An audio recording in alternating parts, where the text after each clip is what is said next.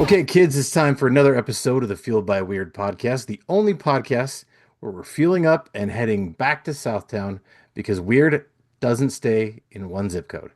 I'm Chris Daly, and tonight I'd like to welcome back Joshua Eadie and Wil Smith to the show. Gentlemen, how are we doing tonight, guys? Fantastic. I was going to say fantastic. I copied him from the future. It's true. I Nice. pre-plagiarized Will. Pre-plagiarism is in right now. Oh yeah. Super in. All the kids are doing it.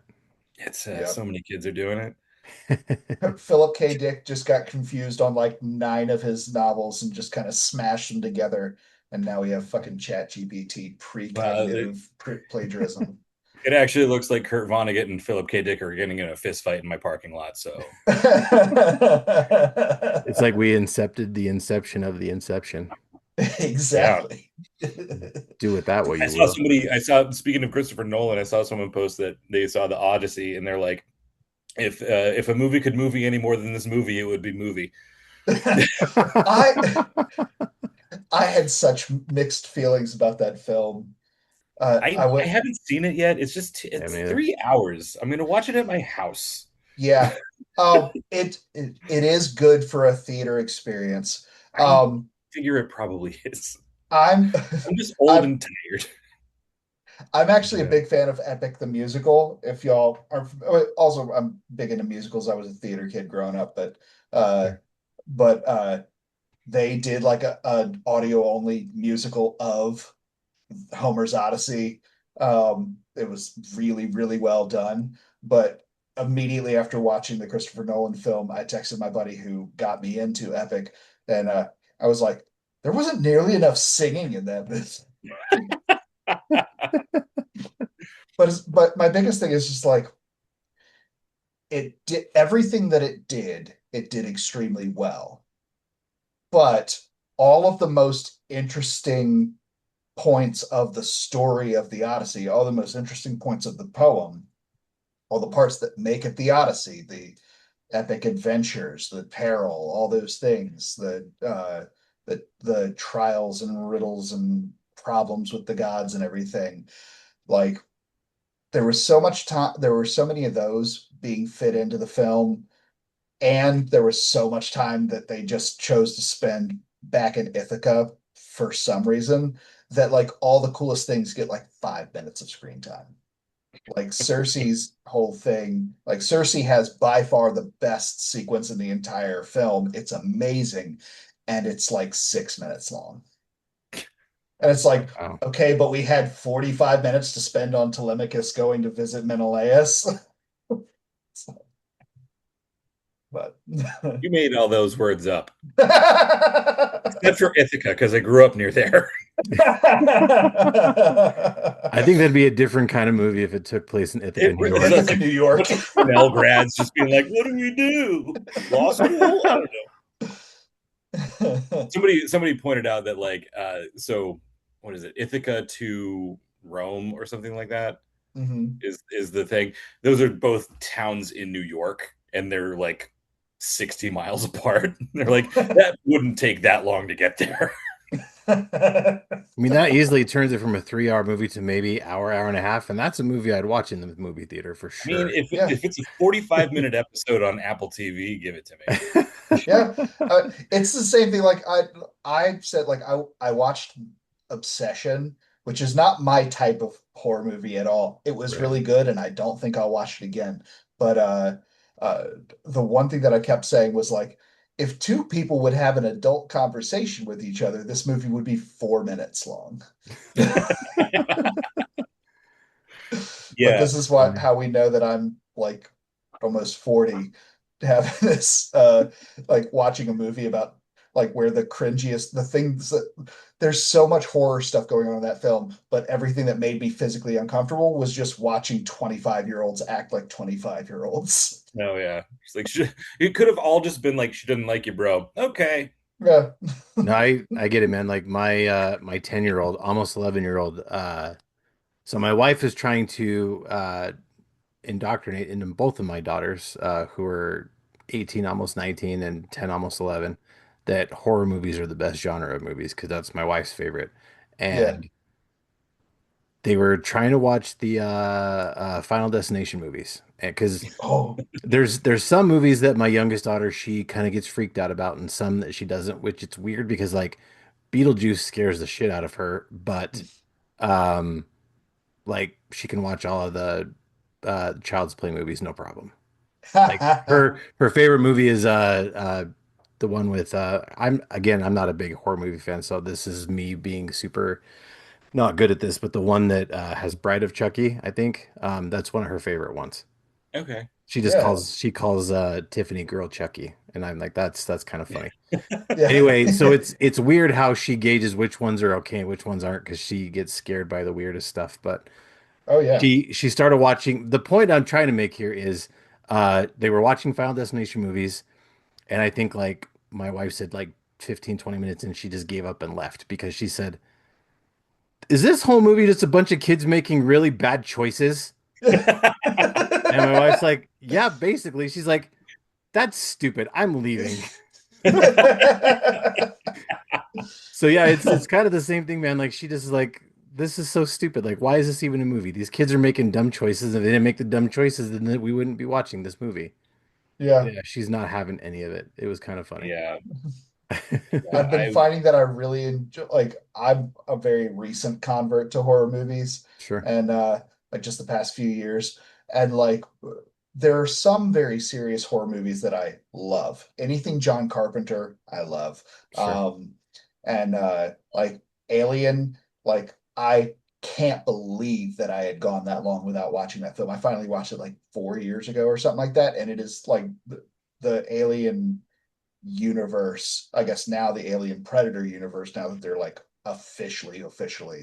incorporated, but is like my favorite, like at least one of my favorite cinematic universes for sure. Mm. But like apart from those like occasional really serious ones, almost always my favorites are like super campy. Like Evil Dead was my favorite horror movie for the longest time, but now Will has introduced me to my new favorite horror movie, which is Dead Alive, also known as Brain Dead, by Peter Jackson. That movie was unbelievable. It's That's awesome. Peter Jackson's third film. Yep. Bad Taste was also really good. I didn't realize that movie is less than a decade away from Lord of the Rings. Like I thought that Dead Alive, like so I was under the impression until we watched it and looked up when it took place. Yeah. So we watched this after the first day of the Richmond punk rock flea market, and Mhm. as I was in town, and um, I didn't realize. I thought this movie came out in like 1986. It's Mhm. 1992, Oh wow. and was followed by The Frighteners, which I think is fantastic, which Joshua has not watched yet. Right. But yeah, it's two films removed from Peter Jackson doing Lord of the Rings, and it is one of the Wow. sloppiest zombie films I've ever seen. It's so good. Huh. It's so Interesting. good. I kick ass for the Lord. Yeah, it doesn't take That's itself funny. super seriously, but like No, the which is how stakes they are high, should but be. also just like super cheap. Yeah. Nice. Yeah, Um, there's a few horror movies I make exception for, like kind of like like you were saying, Joshua, the cinematic universe type, like the Saw movies. I'm a big fan of Yeah. just because they kind of all sit there. They mess with your brain a lot. They kind of all take place in the same, they've got the two that kind of take place almost at the exact same time. And Yeah. that I really kind of like. I didn't really care for the Chris Rock one. That was a different one. But Yeah. that one was weird, yeah, admittedly, because like it yeah. didn't really have like the killer came out of like left field. Like Hmm. Jigsaw is not even around at that point, Yeah, and it's just Yeah. like I don't know. It felt like they were trying to reboot the series in the dumbest way possible. agreed. Yeah. Like, It, objectively, it's not a bad film. It's just a dumb Yeah, Saw film. no, I agree. yeah. It's Yeah. also it's also funny, like those, like the Saw movies or pretty much anything by Eli Roth, like those movies end up still being like the polar opposite end of like the horror movies that I don't know if I'm ever gonna enjoy. Any of the ones that like kind of feel like torture porn, Yeah. Like all those, like I get like Saw has this really intricate universe that it's got going on right now, but it's like I've been stabbed in real life and it doesn't hurt in real life nearly as bad as the same exact injury does. Like watching it in a Saw film when it's Yeah. got good cinematography and good sound design and everything, and you see somebody get stabbed in the arm exactly the same way that I've been stabbed, or stabbed in the stomach just like I've been, and it's like I don't remember it hurting anywhere nearly as bad as it's making me cringe watching it when it happens on the Yeah. film. Yeah, I know my wife is a pretty big fan of horror, and like there's not a lot that really bothers her, but that newest one where they made you like cut into the leg bone and like get like your bone marrow and like measure X amount of bone marrow, she had to like pause and get up and go away for a minute because she's like, that was too much for me. And I'm like, I've seen you Was watch. that in a Saw film? That was the newer Saw film. Okay.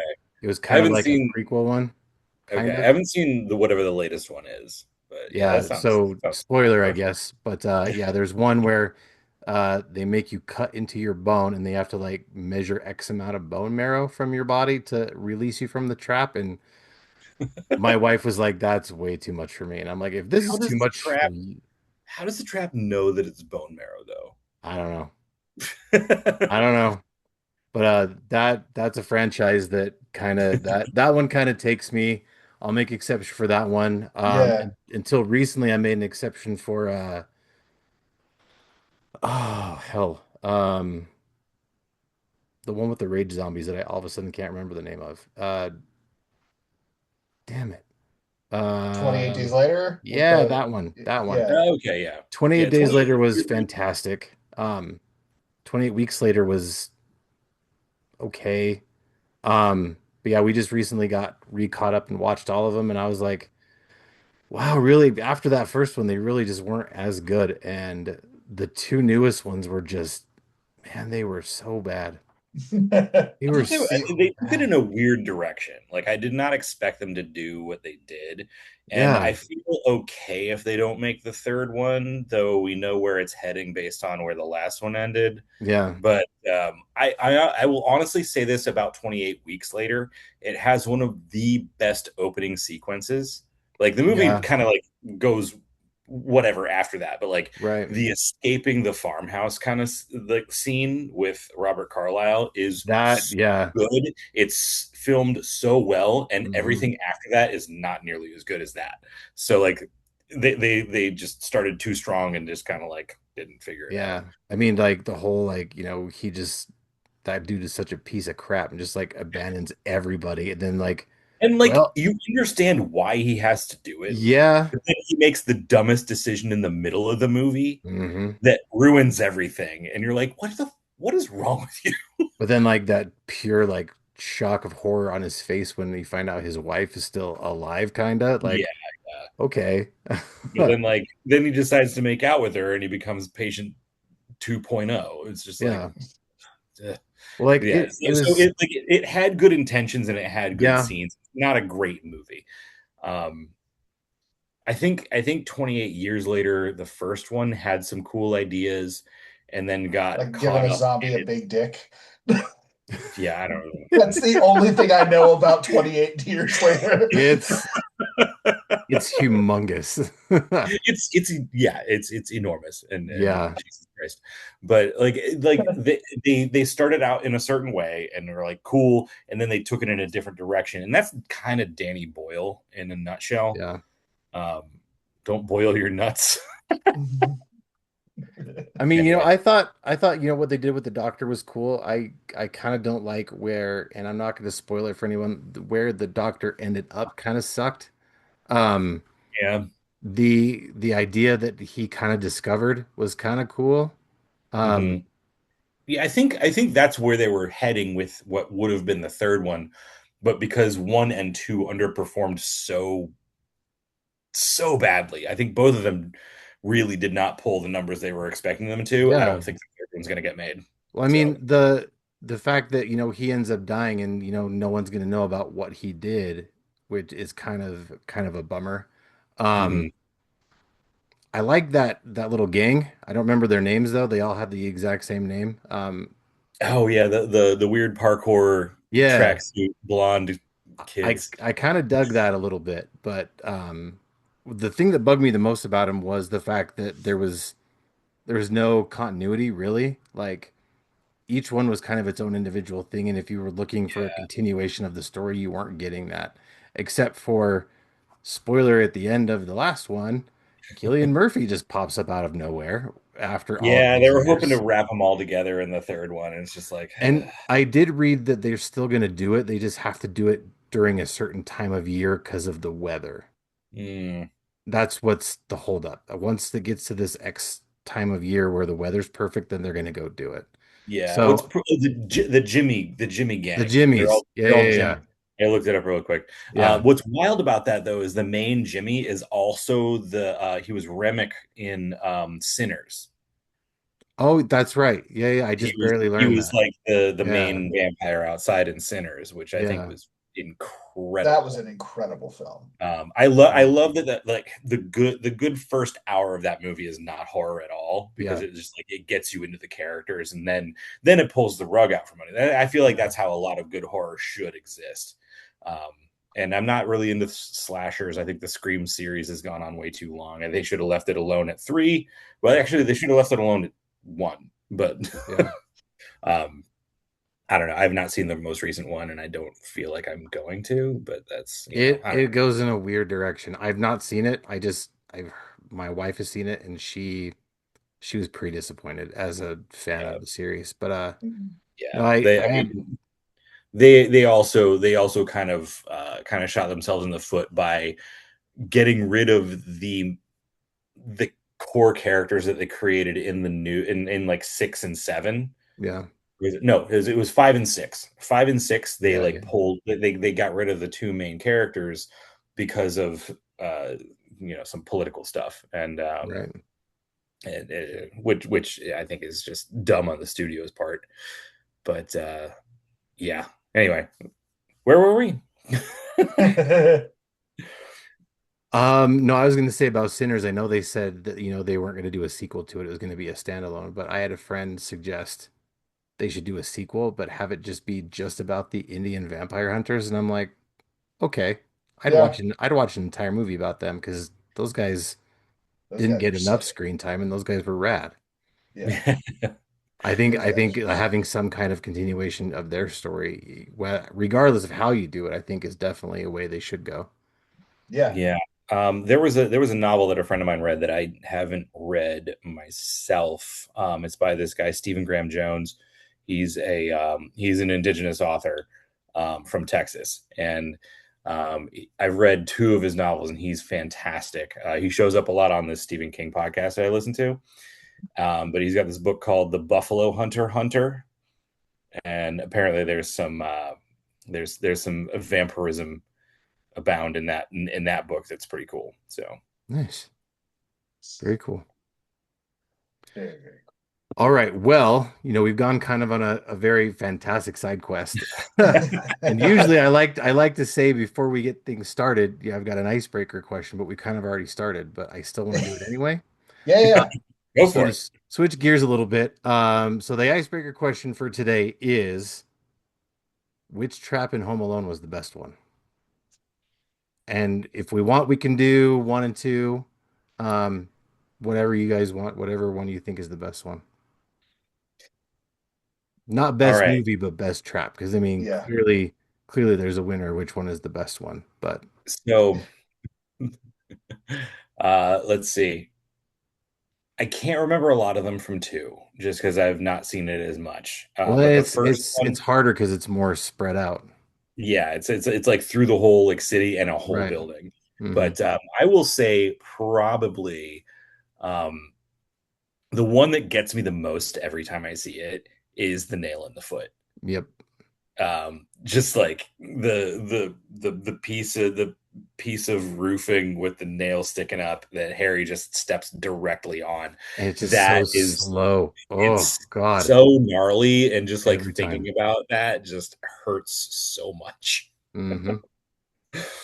So I have to admit, I haven't seen any of the Home Alone movies in a very long time. I'm not super into holidays, but especially Christmas. I get that. And so the only Christmas movies that I ever watch these days, I will watch every year. I'll watch Die Hard on Christmas Eve, and Of course. uh, and I watch uh, uh, Violent Night, and so I Just saw Classic. that for the first Silent time. Night is Very, almost very a Home good. Alone movie, though. I Yeah, was going to say my favorite 100%. Home Alone trap is the daughter from Violent Night doing the bowling ball trap in the attic. I'll allow Absolutely. it. I'll allow it. Because I can't remember any specific traps from Home Alone because I don't think I've seen any of those movies in at least 15 years.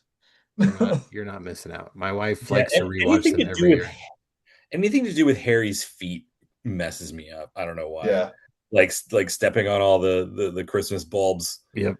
and I mean, you've got the bricks off the roof that would absolutely just kill them.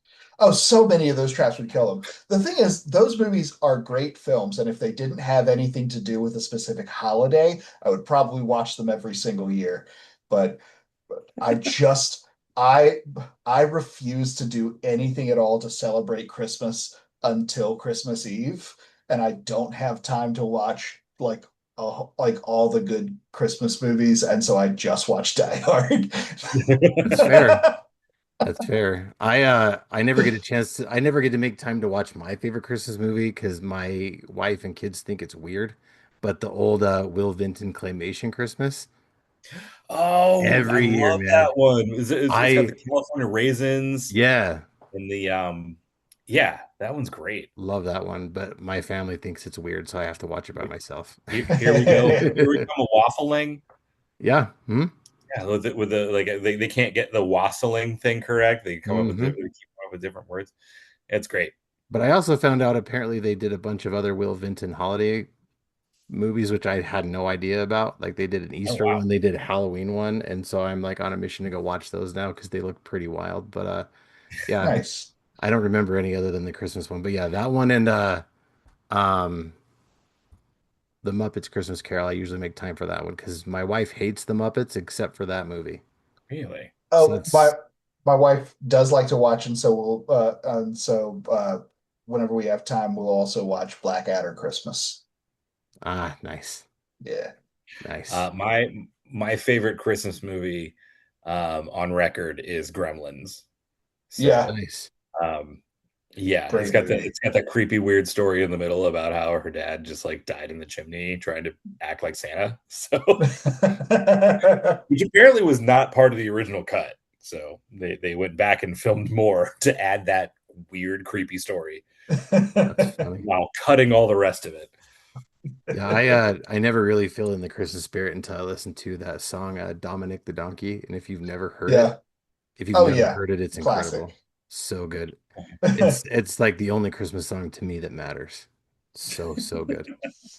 I was in a madrigal choir in high school, and so the one Christmas song I like is "O Magnum Mysterium Victoria," which is just a like chamber choir song with That's four funny. melodies instead of harmonies, and it's a beautiful song. Not exactly like you're not gonna find it on the radio. That's funny. And Christopher Lee had a Christmas album that was pretty fantastic. True. And fun fact that not a lot of people know, I was named after him. And Oh people say, shit. Oh, Well, see, here's the thing is people say, oh, you're named Christopher after Christopher Lee, but my full name is Christopher Lee Daly. And Nice. it's because my parents didn't know what to call me. They had just got done at one of Christopher Lee's vampire movies, and Hmm. they decided Christopher Lee, that's an awesome name. So they named me Christopher Lee and then just tacked on the last name. So Nice. I'm named after Christopher Lee. That's it's kind of amazing. awesome. That's Right? so cool. That's the coolest thing about me. Like that's literally that's the only thing. It is not the only thing. You're doing important work with Fueled by Weird, and it's badass. I'm doing the Lord's True. work. Amen. Amen, brother. All right, Taming well, church. switching gears from Christmas movies to something a little bit more recent. You and I, Joshua, were talking before about some stuff coming out of San Diego Comic-Con, and one of the things that came out of that was actually probably right before that was trailer for the Avengers movie. Have we seen it? Hmm. What do we think, boys? I like. I'm stoked for the movie. I think the movie's going to be fantastic. Um, uh, I think we should I think that all the actors whose characters have come and gone and like their stories are over should stay over. There are so many more really cool, interesting characters to I pull from. agree. There are so many more interesting characters that they have already pulled from and have started working on that they could focus on. Yeah, Um, and so I'm not, I love Chris Evans, and he has killed it like so hard as Steve Rogers. And I want the movie to not be about Steve Rogers. me too. And that's kind of what you and I were talking about before was like, Yeah. you know, I agree. I think the movie's going to be fantastic. And it's funny how they keep, pitching Avengers Secret Wars as, after Doomsday, we'll have one unified timeline. It'll be easier to follow. Yeah, no shit. Everybody knows that already. The whole point of Doomsday is to bring all these characters that haven't existed together into one place so they finally all exist together. So you can have an easier time telling all these stories that you should have done from the get-go. So it's like, duh, Yeah. we know that you're going to bring everything together. That's just a given. Um, but like what we were talking about before was like you said, there's so many characters that they haven't even done yet that they've already done, have hardly ever used, that I think they should be focusing on them instead of trying to bring back not retro Where's Moon characters, Knight? but exactly, Where's Moon Knight? exactly. So it's like, you're I trying low to, key love that show. it's so I good. high key love that It's show. so I good. fucking love But that we were show. talking about, kind of comparing to pro wrestling where, they have a hard time selling tickets to a show, so they'll bring in the nostalgia acts, the super big, larger than life stars they've already created to kind of get people in the door. And that kind of feels like what they're doing with, Chris Evans, with even Robert Downey Jr. Yeah, They're bringing I back mean, these people that their stories are finished to, try to get interest in the movie. The movie yeah, itself is already interesting enough. The fact that, you've got the Fantastic Four crossing over with, Wakanda and all that stuff. That's interesting enough. You don't have to bring back these people that you've already completed the story and If they just use AI to bring back Chadwick Boseman, I'm walking out of the film. Um, I don't think Ryan Coogler would allow that, and I think he would punch Kevin Feige in the dick if that happened. I hope so. Um, yeah, I mean, but, I hope so. yeah, But I think their stunt casting with Robert Downey and bringing back Chris Evans was definitely like a Hail Mary kind of yeah, situation. But for me, the trailer like came down to like, oh, you get to see Gambit fight Shang-Chi. We finally get to see Shang-Chi again for the exactly. first time in like 6 years, which is Yeah. ridiculous. Hmm. Like he should have had a second movie by now. Um, Absolutely. and there's also talk about like there are certain scenes in the trailer where they've clearly like omitted a character, like Right. or just like digitally cut them out, like similar to how in Infinity War you've got that like big charging scene and you've got Hulk running with them, but in the movie it's the Hulkbuster with Banner inside it, like Right. that kind of thing. Like they're definitely like they're holding some cards to their chest, and I think that's going to be interesting. I really hope they don't lean on their alumni characters to Yeah. pull this off. Yeah, But also at the same time, we're getting comic accurate costumes for Cyclops and Mystique, yeah. which I I think is will. cool.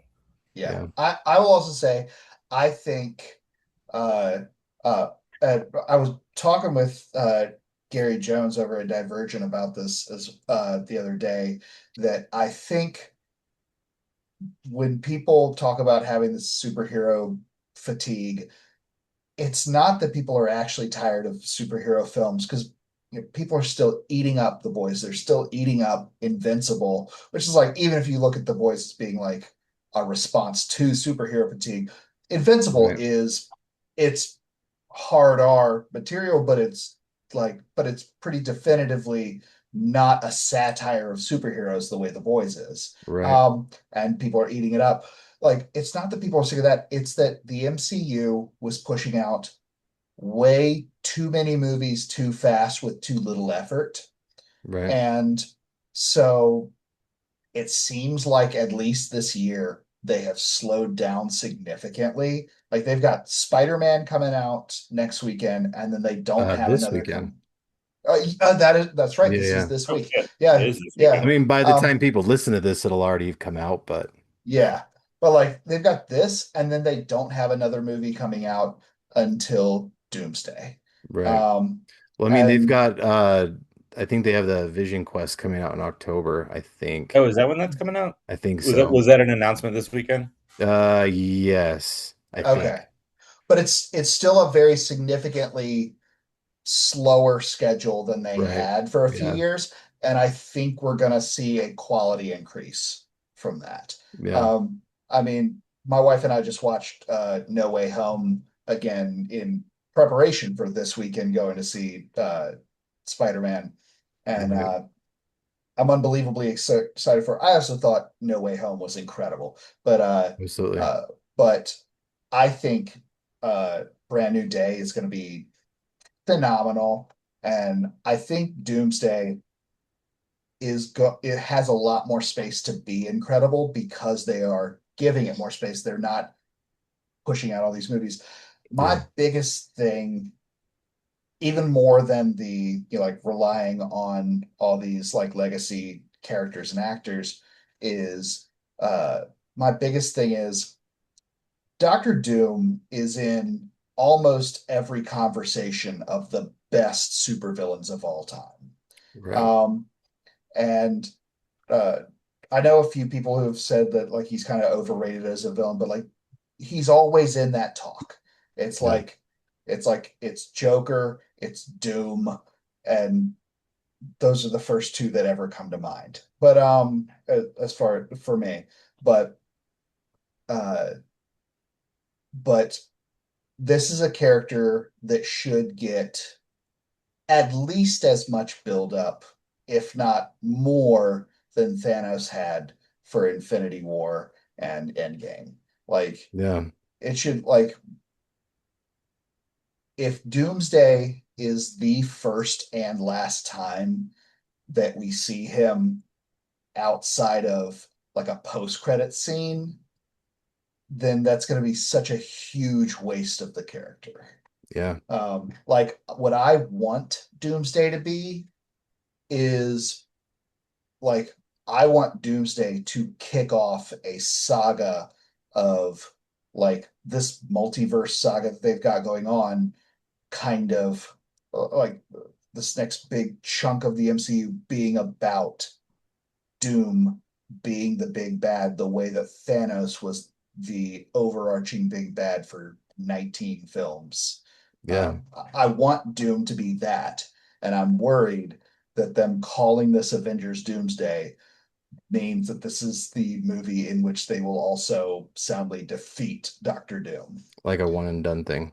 Exactly, which would No, be such a waste of him. I get it. Yeah, I didn't think about that. They've had all that lead up with Thanos, for all the different movies. They've done none of that with Doctor Doom. And again, it's more than likely because of the giant shift they had to make from King the Conqueror to Doctor Doom. But, I yeah. agree. like you said, It was if supposed to be Kang Dynasty. Was right. was Which would And have been cool. yeah, and with, the plan, I'm sure there's going to be potential Fantastic Four movies in the future, additional Mhm. ones. Yeah, I mean, anytime you read Fantastic Four, almost always who's the bad guy? yeah, Doctor Doom. And if they do a one and done thing, it's like you said, it's going to be a huge waste. yeah. yeah. I think That's I think it would really, I hate using this word, behoove them to I love that word. to Such a him beneficial way to him talk about alive. horses. Because like yeah, like behoove, behoove. But yeah, like I think they should keep him around after this because they're like clearly Yes. they're setting up Battle World. That makes sense. Sure. Um, and then Secret Wars. But I think like they shouldn't kill him off the way they do with every villain ever, except for like the Abomination and Baron Zemo or whatever. But like This should I be think the start. they need to get out of the habit of killing off their villains in the movie they feature in Yeah. because Yeah. that like because also I think they've done a huge like Marvel itself over the last like 25 years has done a huge disservice to Doctor Doom by depowering him so much in the films he's already shown up Yeah. Yeah. in because like he is so much more than like what you got out of RIP Julian McMahon in the first two Jessica Alba Fantastic Four movies or Right. the Fan Four Stick that but like they made him so just like he's like, oh, he's smart and his face sucks. That's basically it. Yeah. But like he's essentially the equal of the Sorcerer Supreme without the title until he actually got it in the comics last year. But Yeah. like he like Doctor Doom is a genius and a sorcerer and a madman, and those are that's a very dangerous combination. Sure. Yeah. And I think people are not expecting him to be that because of what has come before. They're like, oh, Doctor Doom, he just wears a mask and he has a cape. It's fine. Like they're not expecting him to have a Thanos level power power set. And Yeah. even still, they kind of like buried the lead on Thanos, but until Infinity War when he just absolutely wrecks the Hulk. Granted, he had the Power Stone at that point, but still. Yeah. And like I think uh like for one, they are gassing up Doom so hard in the comics right now. Mhm. I mean in the Godzilla Marvel crossover, Doom is like lining up to be the one person that's gonna defeat Godzilla. First off, like I love Doom, ridiculous, but that's silly. That's No one silly. takes out your boy. Nobody takes out your boy. Um, but um, but like they're doing so much. Like Captain America's storyline is all about Doom right now. They're doing the whole one world under Doom, which was good, and like all this other different stuff. They're doing so much to hype it up. I think Marvel Cosmic Invasion, when it releases its DLC in the fall, I think slash Oh, there's hope another one? there's the second one coming out in the fall, yeah. And I think it's probably going to have some sort of Doom focus because everything Marvel is doing outside of the MCU is all beefing up the idea of Doom. I think the Avengers should I think Doom should win at the end of Doomsday and that it should be the kickoff of a new thing going on. I think uh, it doesn't have to like I don't think it should be a loss on the level of Infinity War. Spoilers for everybody who got blipped for the past 5 years and didn't realize that Infinity War happened. But but Infinity War is almost 10 years old. Yikes. Sorry to say.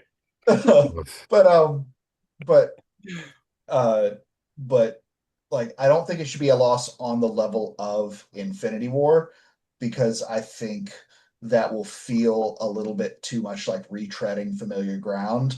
Um, but Doom should win at the end of Doomsday, and that should be how we lead into Secret Wars, and Doom should be the primary villain of like or at least heavily involved with like all of that shit. The scroll and the crate and every like all that shit. Doom should be heavily involved. That would be my guess is that's, again, we kind of go back to obviously they're taking all these different timelines, they're merging them into one giant timeline. And my guess would be, like you said, Doom probably through some method, who knows what it is yet, he basically takes the TVA and completely destroys the TVA, makes all the timelines into one timeline.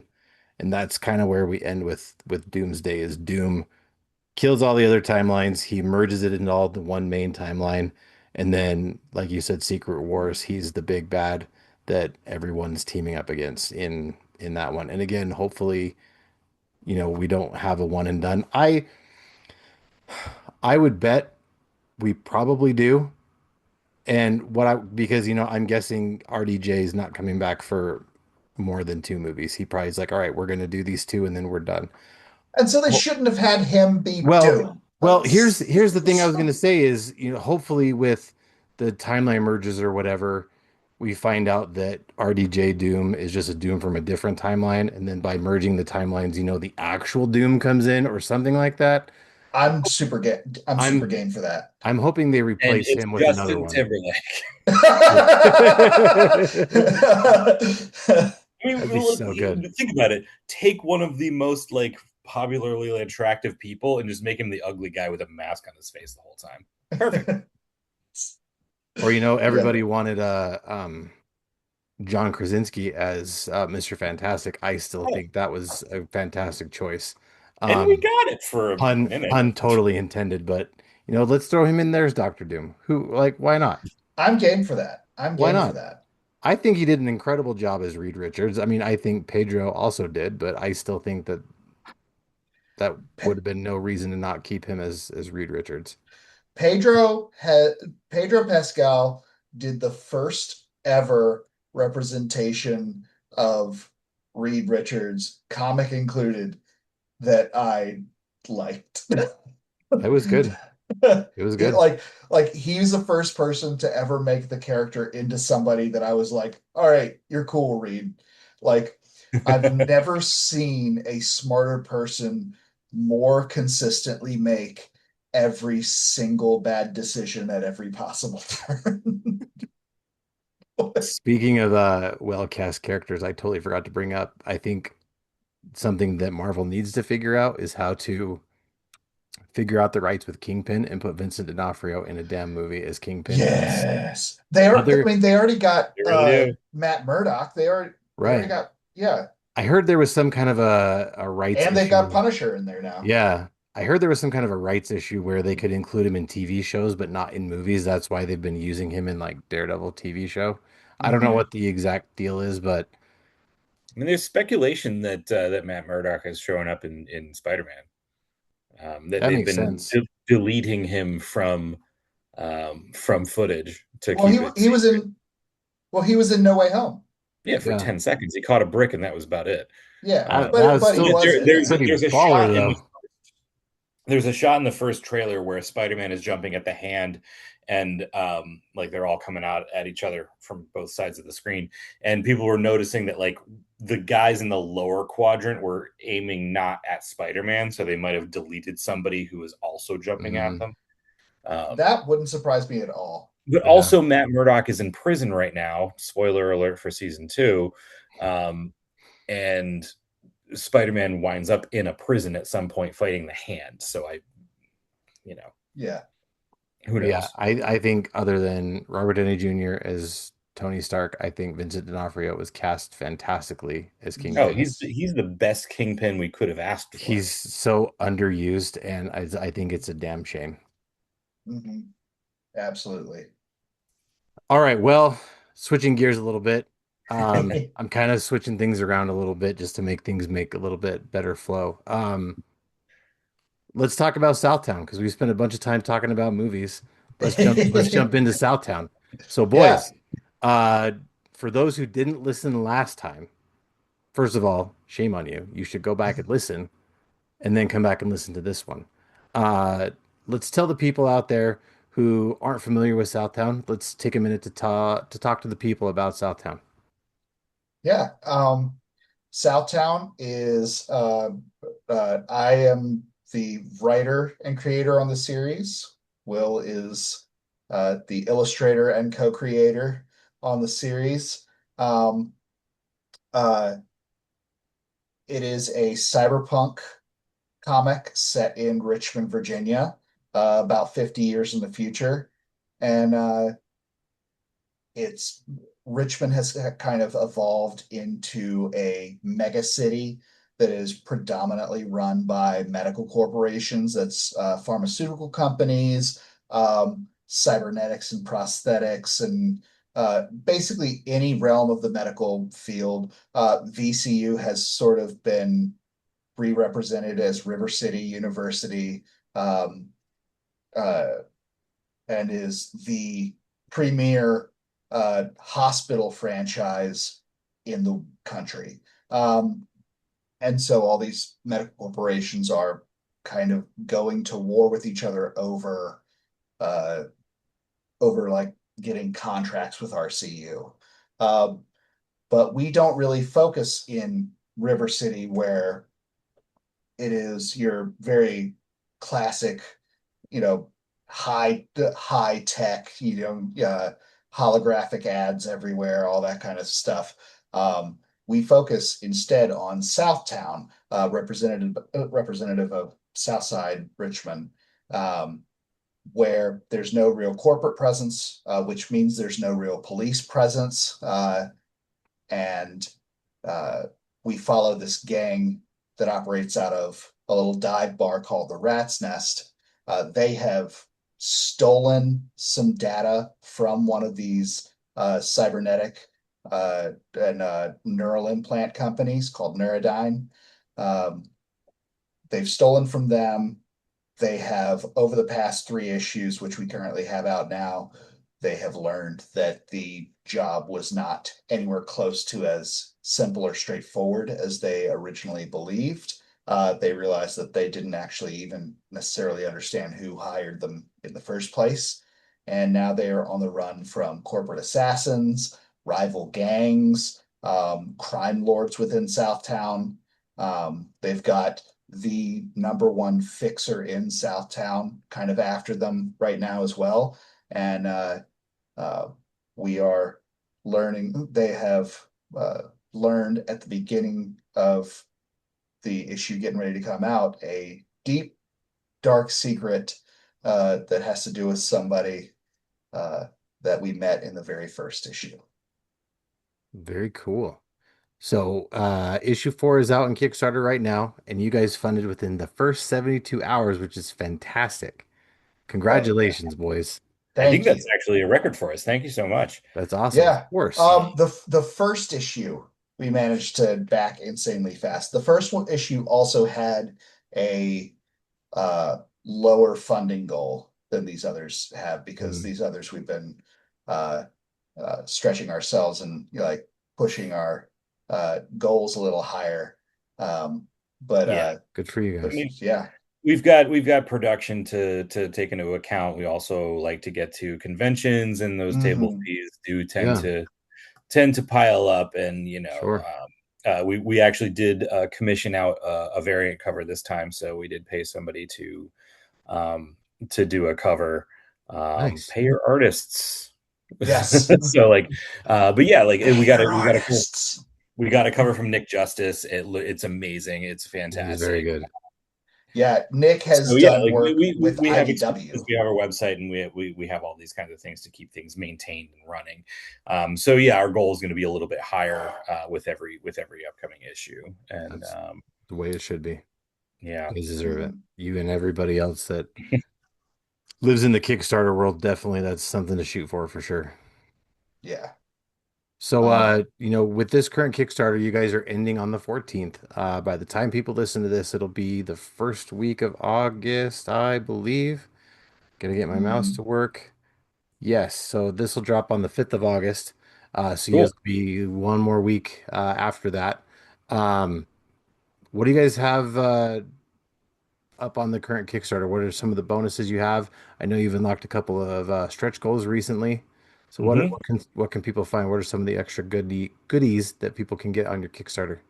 Yeah. So we've got three covers to choose from. So we've got the mainline cover by me. We also have another cover that I did, which is an Akira variant, which is the classic Kaneda and the motorcycle kind of perspective, except Yeah. with two It's of our pronounced characters. Canada. Is it Canada? No. So yeah, it's so we have the Akira variant, which is a very recognizable kind of like dynamic, and then we Sure. have the Nick Justice cover, which is also pretty fantastic. We've got tiers Absolutely. that involve the digital catch up. We've got the physical catch up. If you don't have issues 1, 2, or 3, we will package those in with your issue number 4. We have all the variants if you want to put those all together. We have an exclusive T-shirt. We have Um, two exclusive well, 2 exclusive T-shirts. So we have the Back to Southtown, which says "I made Southtown happen," which kind of like labels you as a contributor if you want that to be your thing. We're Yeah. also going to be putting out an Akira variant T-shirt as well. yes. And So I realized that Akira t-shirt, we are talking about possibly like later on putting that on our website at southtowncomic.com. But for sure, people who back the Kickstarter are going to very much have first access to that shirt. yeah, we got first access to that one, and then the "I made Southtown happen" is only available with Yeah. the Kickstarter. So if you want to represent your support of the arts and indie creators and things, that's one of the ways to go. And what else do we got? I mean, let me take a look at this. I've forgotten.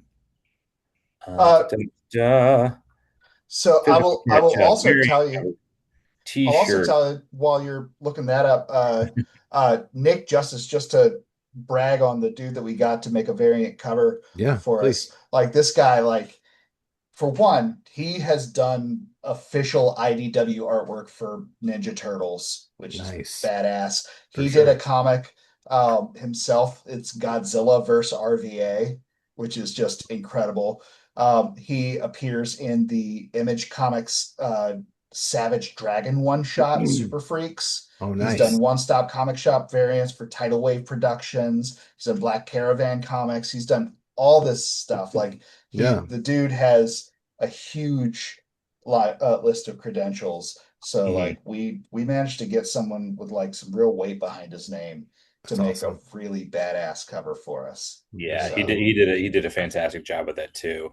yeah. So yeah, the last 2 tiers we've got sketch covers. So Hmm. that'll be an original drawing that I will do for your official cover. That also comes with a standard cover copy of the comic, and then we also have get yourself drawn into issue 5. So basically, you get drawn into the next issue. Um, Nice.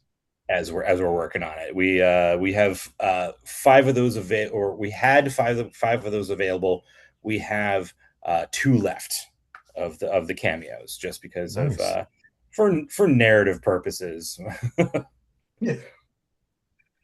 Very Eventually, cool. if we get too many people drawn in, then like suddenly you are Sharku or Doss or one of the main characters. But we do have a few people that have contributed to that a few times. So Yep.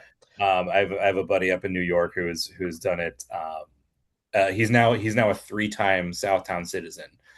So he showed Nice. up in 3, he's showing up in 4, and he just contributed for issue 5. So Yep. he's kind of a full-time Southtownie. So Yep. Nice. Full-time citizens. Right on. That's and like awesome. if you want to be killed off, please let us know and we can do that Yep. in horrific fashion for you. Oh yeah. It will Fantastic. be so humiliating and perfect and wonderful. That's incredible. That is incredible. All right. Yeah. So I don't remember if we talked about this last time or not, but you said you guys are on issue 4 right now. I Mhm. know issue 5 is gearing up. Josh, you already said you wrote 23 issues of Southtown already. Yeah, I Um, have written 23 issues and I recently kind of outlined to get sort of an estimate for how long the full series is going to be. Which I have to, keep up my diet and exercise to make sure I'm going to live long enough to see the end of my own series because sure. we're looking at between 60 and 63 issues that the Okay. full series is going to be. Nice. That was my question is how long are we going for? Oh yeah, this is going to be ongoing until uh hopefully not quite until one of us between me and Will are dead. But but it is I have always had for this a pretty large vision for what it was going to end up being. I say always. This originally started as just emails between me and friends when I was burnt out at a bank job. So not necessarily always, but once it started actually developing into something, I had a pretty expansive story that I wanted to tell to Yeah. really bring this reimagining of River City, Richmond, to life. Yeah. I mean, not to mention that, oh, BRB. BRB. Will has I'm vanished. I'm right here. I just got to go to the There he Wiz is. Palace. Now you're good, man. Um, totally lost my train of thought. Holy crap. Um, I mean, not only that, but to mention, you've got, all the side quests you could, take characters on. You've got Yeah. uh, backstory stuff you could fill in. So you got like Southtown Tales or Tales from Southtown, whatever, just a bunch of different possibilities it could branch off Oh, to. absolutely. In fact, I there's so much stuff about some of these characters that either hasn't been uh explained yet, or it's stuff that I know to be true about the characters that I don't think ever will make it onto the page. Sure. Like for example, Charku, one of the main characters that you see over and over again. She's sort of the wet work agent of the series, so, like Sure. of the gang. So she's the one who's actually physically going and breaking into buildings and such. Yeah. Uh, uh, you catch on pretty quick, hopefully, if I've done half a decent job as the writer, that that she is a uh, Hispanic character, but specifically she's a Salvadorian American character, and so like a lot of the dialect and like specific language that I use for her whenever she's speaking Spanish, because she is a bilingual character. And while I try not to use it quite to the extent that it's going to like alienate, you know, audiences who don't speak Spanish, I also Sure. I didn't do the whole thing of just like put it in brackets and then said translated from Spanish, because that's lazy. We're in America. We have a huge number of comic book fans who are Spanish speaking. Um, Right. but uh, but the dialect that I use for her is specifically Salvadorian. I have some Salvadorian family, and with the work that I do, uh, I spend a lot of my workday speaking Spanish, and a lot of my customers are Salvadorian. It's We have a pretty significant Salvadorian community in Richmond, which was a big part of why I made the decision to make her Salvadorian specifically. Um, but there's also characters who, certain parts of their past or their, certain elements of their gender identity or their sexuality or whatever that, you know, I, as a straight white man, I'm not always qualified to tell the best versions of some of those stories. Sure. Um, uh, and also, like a lot of the a lot of what I went into it with kind of the goal of is this is 50 years in the future. There is stuff that I hope, and I say optimistically as a deep cynic, that hopefully some of these things will be normalized, and the version of River City, of Richmond, that I want to put forward, even though it is a dystopia, is one where certain things are normalized to where you don't have to like put in story beats of, hey, remember when I found out I was bisexual, or this, that, or the, like where a queer character can be every bit as normal and uh and like not an outlier as any sort of cishet character. And Yeah. so a lot of times there's might be stuff where I don't necessarily dive super far into certain backstory or certain character elements of characters, uh, largely sometimes in part because I don't I don't particularly write a whole lot of like romantic elements into my stories. Sure. Um, I don't like writing romance or sex, and I am probably not very good at it. I don't really try. Um, but that does mean that certain parts of some of these characters, especially characters who are going to represent some sort of like they are going to offer some sort of representation for some of our audience. Right. Um, they, certain elements of their character might not see the light of day, or even if they do, independent comics take a long time to put out, and it might be a while. Like there are certain characters that I know that some of these elements come out in the story, but I know it might not be until issue 7, issue 11, issue 15. And so, that's years from now. Yeah. So like with our last issue when we kickstarted it, we reached a stretch goal where we were able to add in a little zine that just included some additional background lore. Like we talked about some of the characters and some more specific stuff about how they came to where they are now in the story. Yeah. Some of these things that I'm mentioning that like that isn't going to be on the page for a long time, if at all. We also got into some of the stuff uh, like some of the corporations that exist in River City that have not yet been represented or might not ever get really significant time on the page, Yeah. um, because we tried to tell a little bit more of a focused story.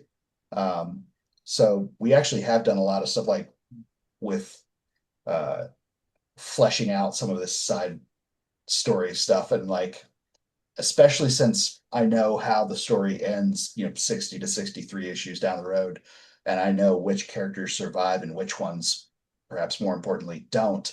And But I already have in mind like what a spin-off story would be after that. And like I don't know if I'll be still alive to create a spin-off story after all that, because it's going to take a Right. while to get there. But Yeah. uh, but I know what it'll be. Yeah. So Just to kind of fill you in a little bit, Will, I was mentioning, you guys the plans, it's planned for Mhm. 60 to 63 issues, but there's so much story there that you guys could easily do, Tales of Southtown or Southtown Tales, Yeah. whatever you want to do, where, hmm extra story would fit in like backstory or, like going further into another character that kind of just comes up briefly. And, yes. it's There's there's kind of like, actually go ahead. oh sorry. So You're there's good. actually Joshua wrote a little story. I think it was it for my birthday or for Christmas. I can't It's for remember. Christmas. Yeah, he wrote a little short featuring a character that shows up in issue 4 that also showed up in a like a one shot campaign we did to promote the original issue, uh, hmm the very first issue, and we were toying with the idea if I can finish it in time to throw that into the trade paperback for issues 1 through 5. Oh, Um, nice. Yeah.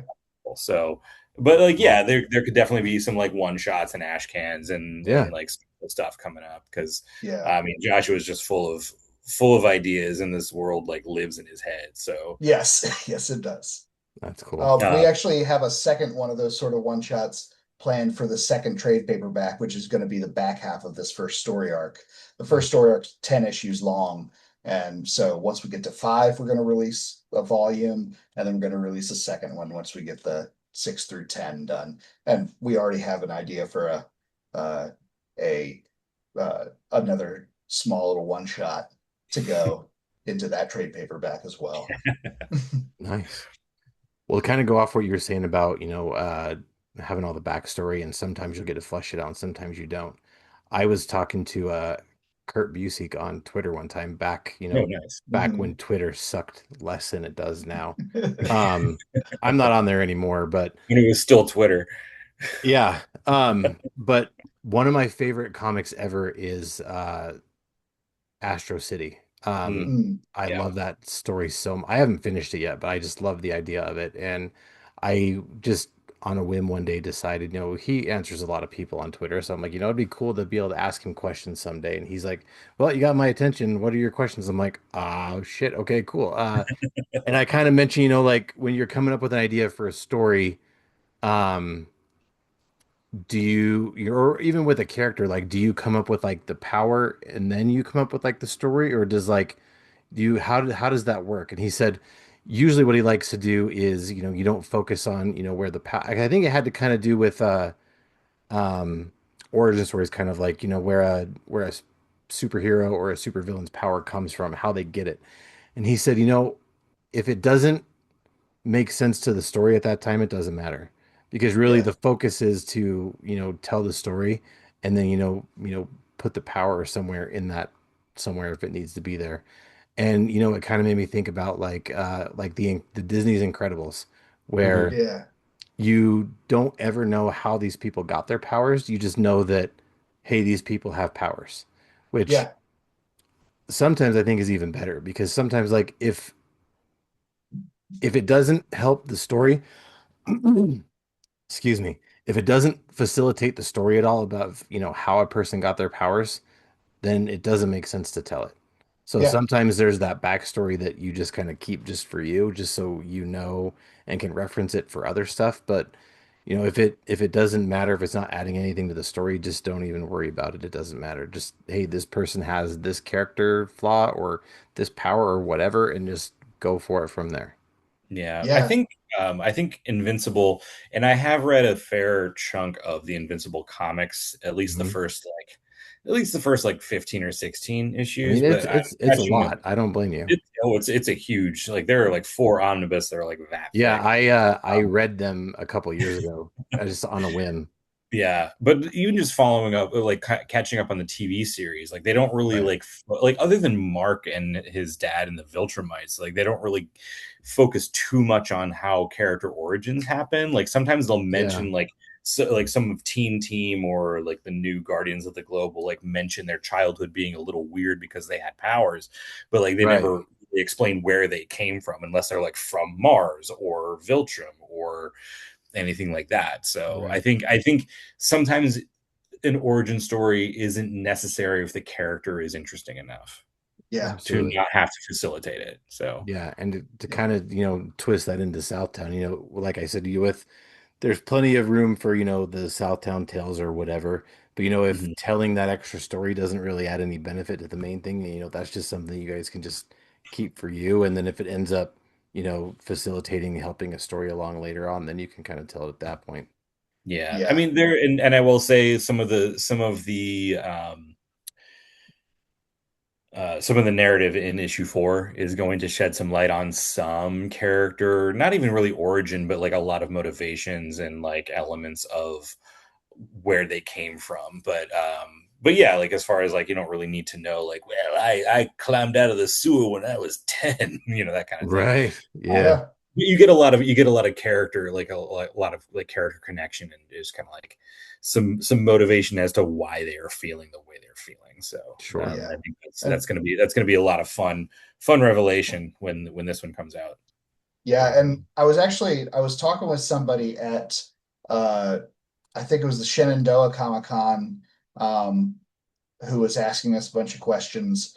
And one of the ones that they asked was because all the main characters in Southtown, Charcot, Doss, the Smith, Dash, and Spider, these are not their government names. These are uh, aliases that they got when they joined a hacker gang. Um, and uh, this con goer was asking me, well, do you have what their real names are? And I'm like, yeah. It's like, oh, are you ever gonna like reveal that in the comic? No.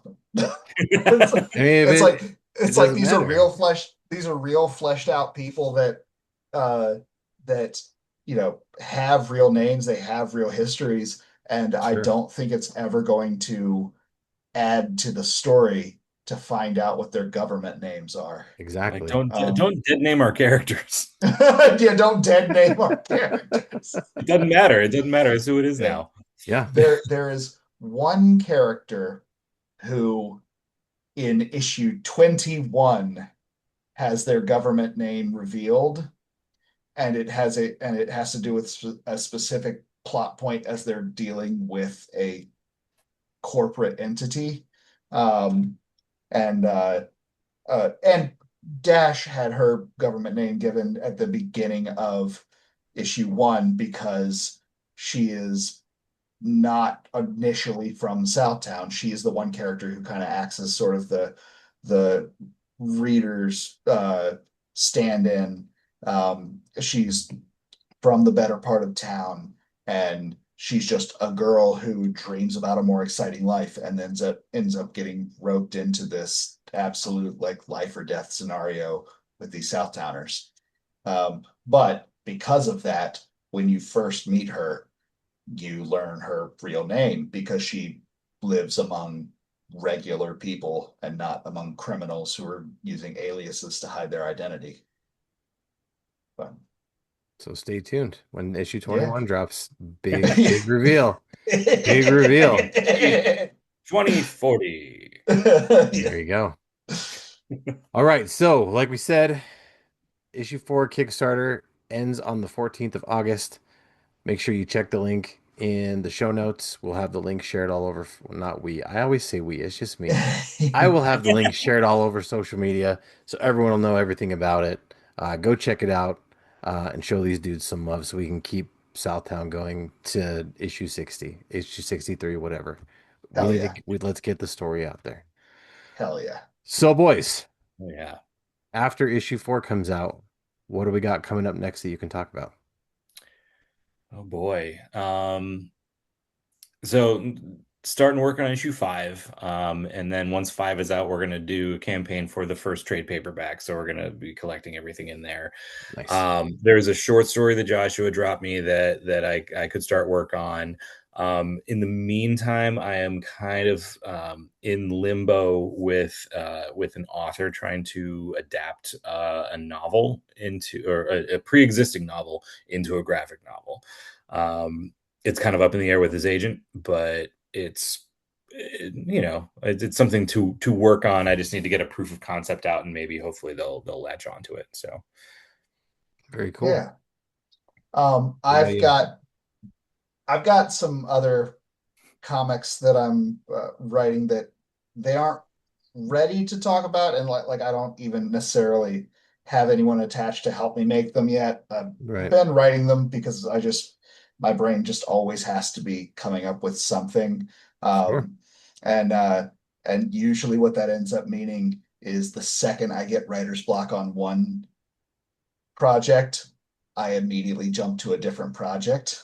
Like, oh, I'm in a little bit of a rut with this cyberpunk story about Richmond. Let me jump immediately over to this sword and sorcery synthwave thing I've got going on. Oh, I've got some I'm a little stuck on that. Let me immediately jump over to this superhero story I'm working on. So I've got all that, but like none of it's remotely ready to show or anything. Sure. I do have anyone who checks out our Kickstarter, there's a video that Will put together to promote the Kickstarter. And the song in that is one by a synthwave duo that I've got with a buddy of mine called Turbo Falcon. And feel free to check out Turbo Falcon anywhere that you get your music online. Uh, we've got uh, we've got an album out called Heart Circuitry that I think came out at the beginning of last year. So Very nice. I know I'm yeah, definitely going to check it out because it's never been a genre I've never really been into it that much, really at all. But within the last 6 months or so, I've gotten pretty big into synth. Um, yeah, I have friend Chris Stahl, aka the Long Box Punk. Shout out to yes, Chris. we've good interviewed dude, with him good before dude. as well. Good You dude. guys have one coming up, or you did one with him? We did one with him last year. All right, We cool. Yeah, we he's reached out to him too late this year to be able to get in an interview before the Kickstarter yeah, was over. he's If I booked can till if I can get November. in on his Substack, maybe. Hmm. Yeah, he's booked out clear till November. I'm Yeah. not that fortunate to be booked out that far. Actually, after this one, I don't currently have anything booked, but that'll change probably, maybe. Who knows? We'll Um, come back next week and we'll just talk about Marvel. done. Um, but no, I've gotten into synth pretty heavy. It's there's some good stuff. Do He you showed have a favorite artist right now? not really. Are you listening to the The stuff that has vocals or more of the instrumental stuff most of the time? A little bit of both. Okay. He sent me a few playlists that I really kind of dig. Um, the first one that I really got into was Dream Kid. Dream Kid, I see him all the time. Like he does on YouTube all these Yeah. really fun little short reels of just Mhm. like POV, it's 1984 and Yeah. you like doing this, that, and it's Mhm. always like those videos are like some of the most vibe heavy So shorts good. on YouTube. So Yeah, good. I've had a lot of those pop up on TikTok for me. Yeah. But I've just been kind of just like finding like I think Chris sent me a bunch of like dark synth playlists. Yeah. I kind of just Googled, they're not Googled, but I did a search for some and just kind of let them go. And I just saving like random ones here and there. So I don't have any specific favorites just yet. I could probably go back and look and like tell you exactly. Um, I will happily message you some as well. 'Cause please do. so the Midnight is my favorite. Okay. Um they they were one that was like a little bit of a slow burn for me initially, Uh-huh. but now I've seen them 5 times and I'm going to see them a sixth in October. They're on tour right now. If they happen to be coming around, you definitely check it out. For Um sure. but they're definitely more on the in the realm of like the poppy synthwavy stuff, but they also like they'll have some songs here and there that like get a bit darker, get a bit heavier, and it's really really cool. There's Nice. one also that I'll just plug on the podcast real quick because Yeah. they have been the primary musical influence for one of the comics that I'm working on.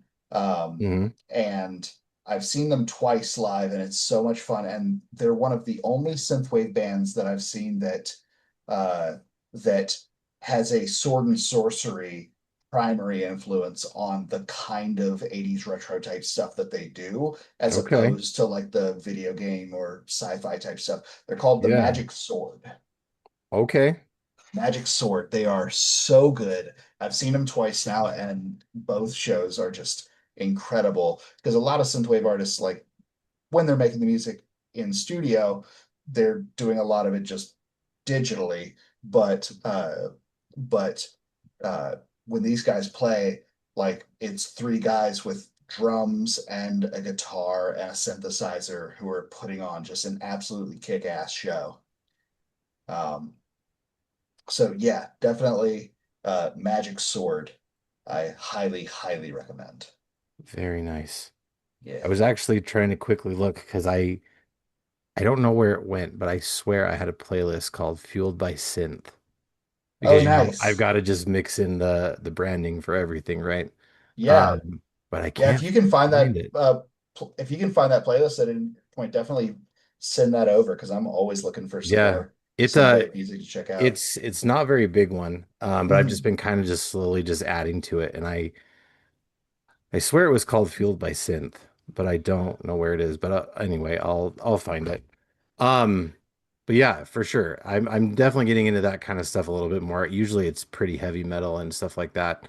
I've kind of slowly kind of shifted away from that a little bit because like Mhm. one of my favorite bands ever now is Lords of the Trident. I don't know if you've heard of them before, but I've heard the name. my friend introduced them to me as music you would play Dungeons and Dragons to. Um, Nice. and it's basically a metal band from Wisconsin, and all of their songs are all medieval-ish inspired. It's so good. It's There's so an so good. there's another one that if you haven't heard, you definitely got to check out. They do like fantasy doom metal, and live they wear costumes and do a whole theatrical thing with it. They're called Castle Rat. Ah, Not heard of Castle them. Rat. Have Yeah. Castle not heard of Rat them. fucking Castle Rat. rules. They're so good. Nice. I saw them with Death Clock and Amon Amarth like Oh a couple months man. ago, and it was Uh insane. I Me and my buddy before he passed away, we were thinking like of some awesome bands we thought would never come to our town. Like 2 years ago, they had Death Clock, Dragon Force, and Necrogoblicon. I Oh, love dude, Necrogoblicon. it was We've such had an them here a few awesome times show, too. man. And I got to interview Brendan Small on this show 2 times. I've got to interview him twice. One of them was on this show, one was on another show. But I got to show him my gear tattoo, Nice. one of the Clocketeer gears. Hell He yes. thought it was rad, so I thought that was pretty I, cool. I saw Necrogoblicon with Ailstorm in Baltimore, Ah, and man. somebody in the mosh pit kicked one of my plugs out of my ear. Oh man, that's crazy. Man, I would love to see Ailstorm so bad. I have a big thing with pirates and They're so fun live. Like god damn. I'm not into their last few albums, Yeah, but I've had to like cherry pick stuff. yeah, like their last few albums are not super my thing, Yeah. but uh their first at least four or five are just unbelievably good. The Sunken Yep. Norwegian, I think, is one of the best, like most fun metal songs out So there. good. So good. Yeah. I was just looking, so my main synthwave playlist. So my introduction to synthwave was when uh The Force Awakens came out, Okay. and this guy Scandroid did a Ooh, I synthwave. think that one would be one on my list. Sorry, go ahead. Yeah, you might also recognize the same artist also is Cell Dweller and Circle of Dust. He's done like Cell Dweller is more like I guess maybe techno. I don't know my electronic genres outside of synthwave really, but and then Circle of Dust is like industrial metal, but then he also has Scandroid. Um, You and said Cell Dweller, right? yes, Okay. No, so the list is completely gone, I think, but I remember Neo Tokyo was one that I was a big fan of. yes, Good, yeah, good song. and yeah, but he did a synthwave rendition of the Star Wars theme. Oh, nice. And that was the first time I'd ever listened to synthwave music, and it just like tapped a vein for me. And I've been like super into it since then. And then COVID hit, and my one buddy and I, we were like, who he had been making sort of like house and EDM music for a while already, and I was like, hey, would you want to try synthwave? He's like, well, I'm not remotely old enough to be nostalgic about the 80s, but I was like, that's the best thing. It's not the real 80s. Right. It's nostalgia for a version of American history that never existed. The The 80s real 80s were is, brown and covered in cigarette film. I was going to say, it's cigarette tar brown is what the 80s. Yep, Exactly. for sure. So, but yeah, For it's sure. so he started making music with me, and that's how Turbo Falcon came about because he wouldn't let me call it the Laser Eagle Turbo Club. God, that's a sick band name too. That's rad. I'm gonna forget if I don't look it up really quick. So Turbo Turbo Falcon, Falcon. yeah. Yeah. But yeah, because of Force Awakens kind of Hell yeah, dude. indirectly being my introduction to synthwave, my synthwave playlist is called Happy Beeps. Um, Nice. and it is 29 and a half hours long, Holy shit. and it's just vocal synthwave. I made a playlist recently called the ADHDJ. Um, Nice. and it's the playlist of all the songs that are like my happy songs right now. Yeah, So I did this. I think it's pretty smart. Is the whole playlist is full of songs that I just want to have on repeat. It's basically my on repeat playlist, basically, because yeah, it's all my happy place songs right now. But what I did was I have them in this playlist, and then I filtered them into an alternate playlist where they would just normally plug into. And as soon as my ADHD has determined I no longer want to listen to this song on very heavy repeat anymore, I just uncheck it from the ADHDJ list and it's no longer in heavy rotation, but it's still in this other playlist where if I'm looking for a specific genre, that song will still come up. Yeah, nice. I speaking of ADHD, so I have pretty intense ADHD, and uh my wife saw lately. I've been reading the old 80s Advanced Dungeons and Dragons Ooh, uh nice. comics. Okay. The shop owner at my local shop got me turned on to them, and I'm obsessed. But um uh but she looked at them and she saw it said Advanced Dungeons and Dragons, and uh she decided that ADHD stands for Advanced Dungeons and Hot Dragons.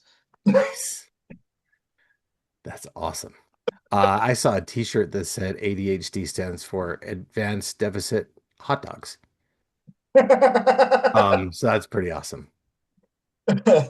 But I have noticed that just like last time, your face is slowly starting to fade out into the darkness. So that means that we need to wrap things up.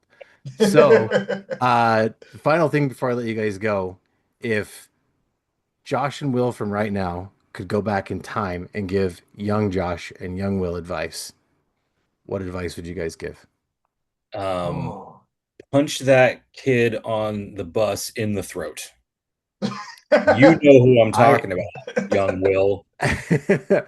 I could relate to that exact same advice Yeah, actually. yeah. Yeah, The I bully situation, it's Yep, fine. I yeah, get it. Anyway, mine is actually kind of similar to that. And I would probably tell young me to stop being a coward. I get it. So No, speaking of the bus, I had, early 90s, I had these glasses that, the metal frame glasses that had the bar oh, with across. the two mhm. bars, I had Mine those. mine just had one, but I Okay, I had remember the two. I had the two. I Nice. remember a bully had, I think he pushed me or something, and my face hit the bus seat, and then that bar like snapped, and so like it was like it disconnected on one side, so it was kind of just sticking up like this, and I was like, oh my God, my parents are gonna be so mad at me, and of course they absolutely were mad at me over something completely out of my control. But Yeah. yeah, So what you should have done is headbutted him in the face, and then you would have like stabbed him too.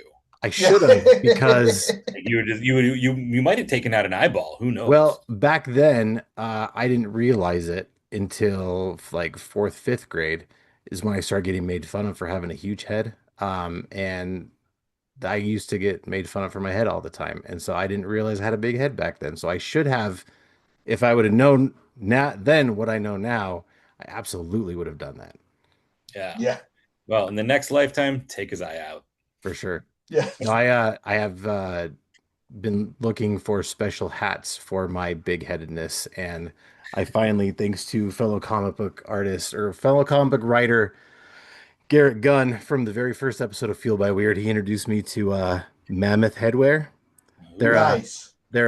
they make hats for big headed dudes, and nice. this is Nice. the first time I've ever had to wear a snapback that, has got like three, four notches done up. Usually it used to be I'd rock like the one notch done up, and I would be lucky to have that one. So Yeah. yeah, comfortable hats for big head dudes. So check them Hell out. yeah. Not a I'm sponsor yet, but they should be.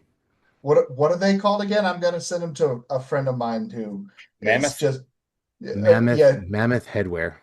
my friend who is also an inspiration for one of the main characters in Southtown, the Smith. He is an absolute just like behemoth of a man. Yeah, Um, and he has a very, very similar situation. And so I might have to get him one of those hats. nice.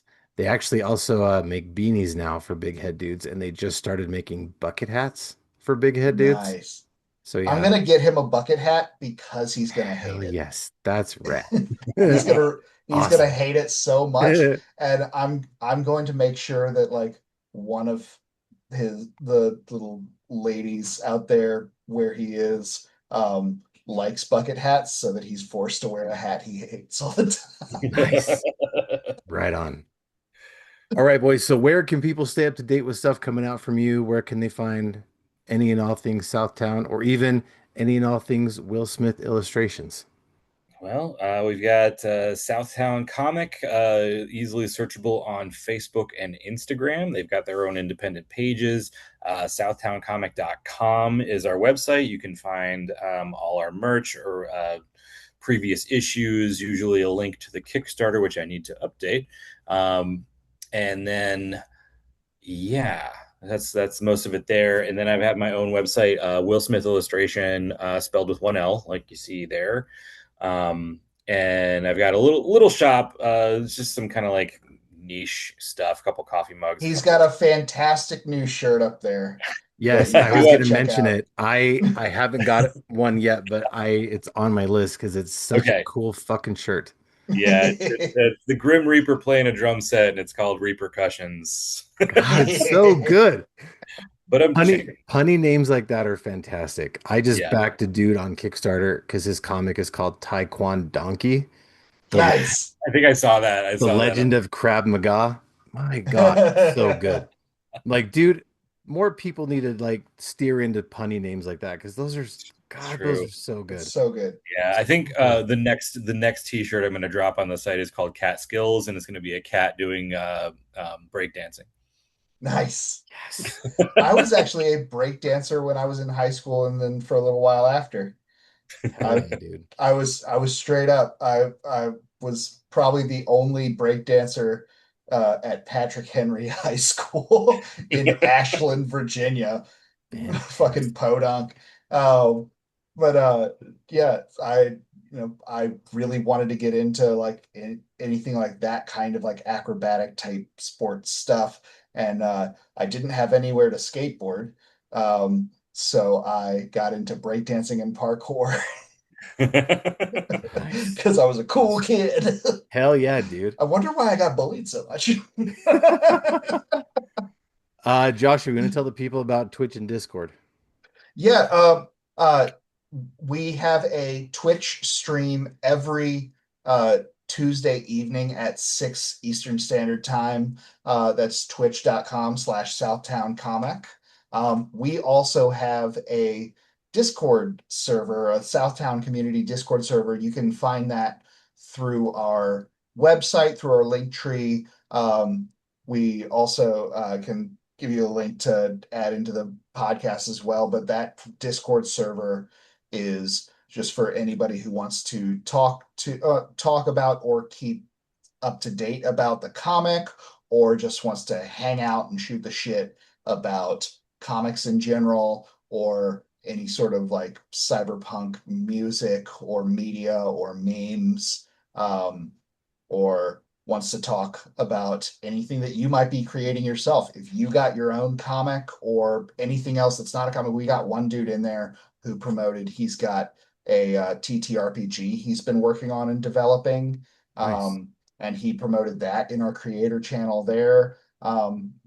We just try to like make a space for people to hang out, promote your own shit, talk about Southtown, talk about cyberpunk stuff in general, talk about music, whatever. Right So on.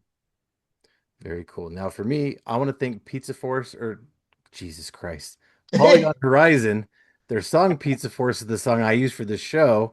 Apparently, I can't remember that, but Polygon Horizon, they're a great band. A lot of chiptune stuff, some heavy Nice. stuff. Chiptune is awesome, and Pizza yeah. Force is a fantastic song. Um, check them out on Bandcamp, SoundCloud, anywhere you get your music from, anywhere you can find them. Go show those dudes some love because they're incredible. Fueled by Weirds on Instagram, Facebook, TikTok, and Threads because I don't talk about Threads enough because Threads is fucking awesome. I love Um, Threads. Like dude, me too.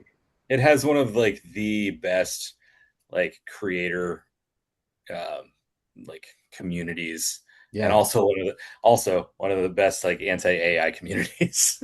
Hell and yes. it's awesome because they don't tolerate that shit. if it wasn't for Threads, I wouldn't have met this awesome girl named Ashley Dean. Shout out to Ashley, who has written 2 seasons of a podcast called Oak Bridge that takes place back in the 90s with some creepy, weird stuff happening in this town. And I got cast on season 2. And so you can listen to me be a voice actor on season 2, and it's rad.